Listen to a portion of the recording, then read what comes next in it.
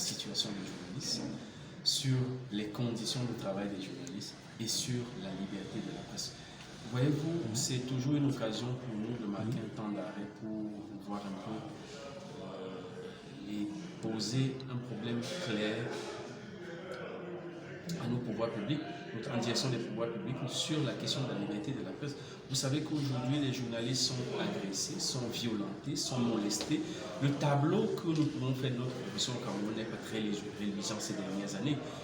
C'est pourquoi une occasion comme celle-ci nous permet toujours de nous arrêter, de regarder de notre côté d'abord ce qui n'a pas marché, et maintenant qu'est-ce qu'il faut améliorer pour que cette liberté de la presse soit effective au Cameroun.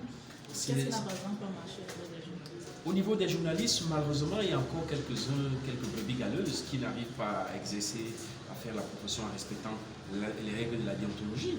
On le remarque encore, parce que quand vous voyez des reportages où on va jusqu'à injurier des gens sur des plateaux de télévision ou alors agresser, il y a une des journaux qui sont agressifs, on trouve quand même que c'est révoltant en 2021 de vivre encore cela. Maintenant, de l'autre côté, qu'est-ce qui n'a pas marché? Jusqu'en 2021, les journalistes se font encore agresser. Les journalistes sont menacés par leurs patrons, menacés par les pouvoirs publics. Par moments, il devient difficile pour le journaliste d'aborder certaines questions au Cameroun. Ça, nous le vivons au Cameroun. Et c'est une occasion de dire, pour nous de dire aux dirigeants que non, les choses ne peuvent pas continuer à se passer. Vous voyez, le dernier cas en date, c'est celui des reporters d'une chaîne concurrente, que je n'ai pas envie de citer ici, qui se sont fait molester par les gros bras d'une mairie, et le maire n'a même pas eu la décence de venir présenter ses excuses. C'est révoltant. Le journaliste n'est pas un terroriste, le journaliste n'est pas un bandit.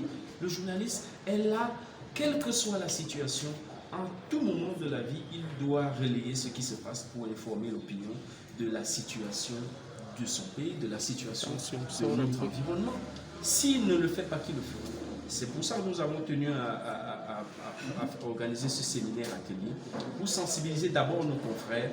Et à la fin de ce séminaire, nous aurons des recommandations que nous allons adresser au gouvernement pour leur dire que, voyez le tableau qui est celui qui est présenté dans notre presse. Regardez le dernier classement de Reporters sans frontières. Le Cameroun est parti de la 126e place pour la 135e place.